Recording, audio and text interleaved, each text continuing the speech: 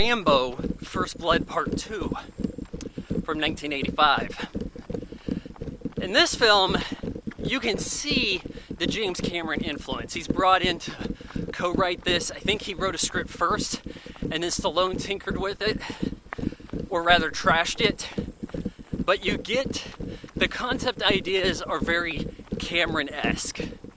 So you have your drama with the first film, and the shrewd way to make Rambo a likable guy, how there's no true villain, how it plays on that dichotomy, and now you're able to transform him into a hero instead of killing him off in the original.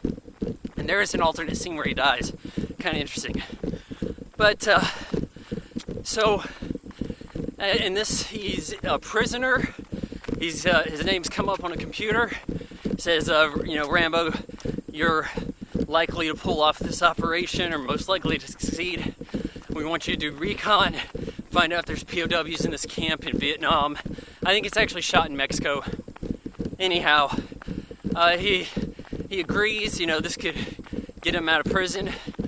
They meet up with these guys. Charles Napier, he's the boss of the unit.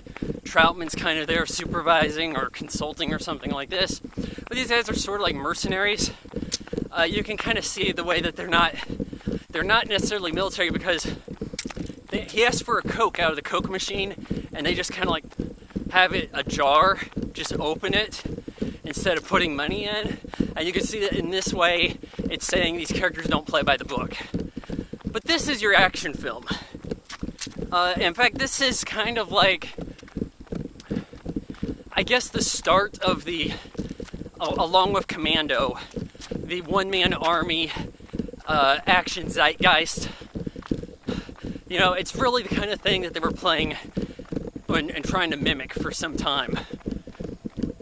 And so he goes in, camera equipment kind of gets messed up, but he goes around killing people anyways.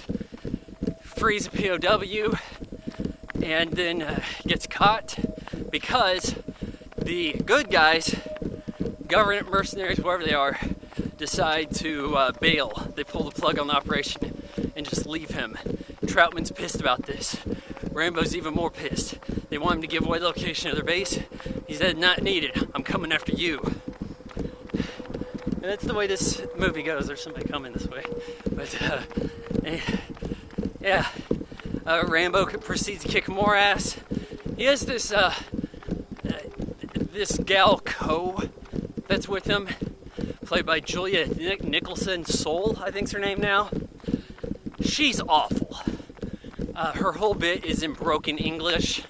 I think it's trying to convey the fact that she's not American, but she doesn't talk well. Her lines are atrocious.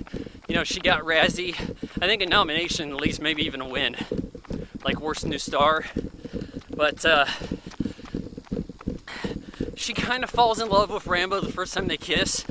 She gets up and walks away, like a second later gets gunned down. And so then Rambo just goes completely ballistic. Yeah, he's doing the hunting him down, killing them with explosive tipped arrows that don't exist, but it's very cool for an action movie.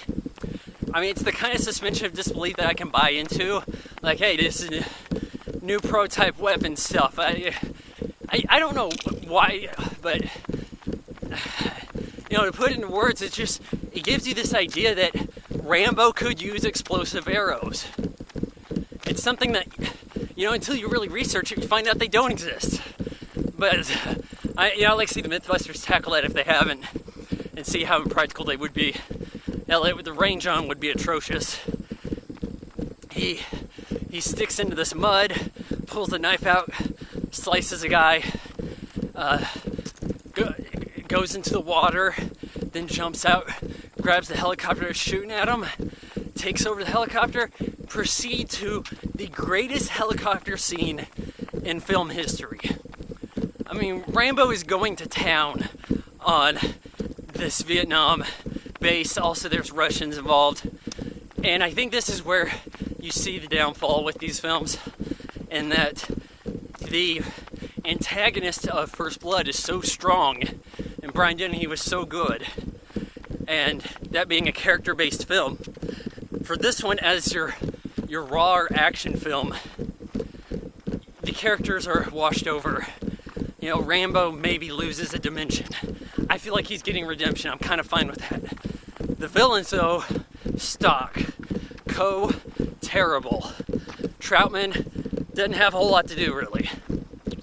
You know, he's the smartass in the first movie. He's the smartass in the third movie. Doesn't do a whole lot here.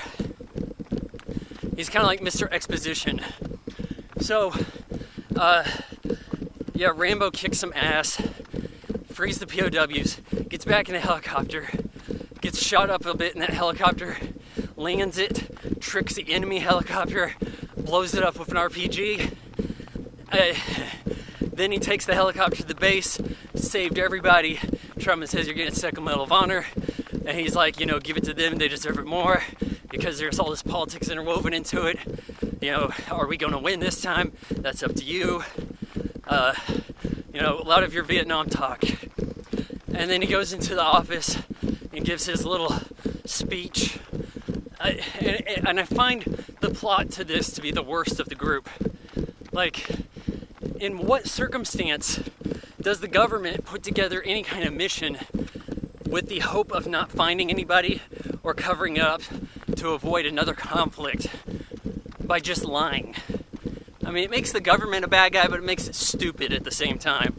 And it's the kind of thing that you kind of have a hard time believing would occur on purpose. Combine this with the annoyance of Coe, and in some ways, the movie's not shot correctly. It looks like it's from the 60s. It does. The music by Jerry Goldsmith, I think is the worst of the three he did. I feel like it's dated more than it should be. The movie's editing at times, and maybe in some combination with the cinematography, makes it difficult to discern what you're really looking at.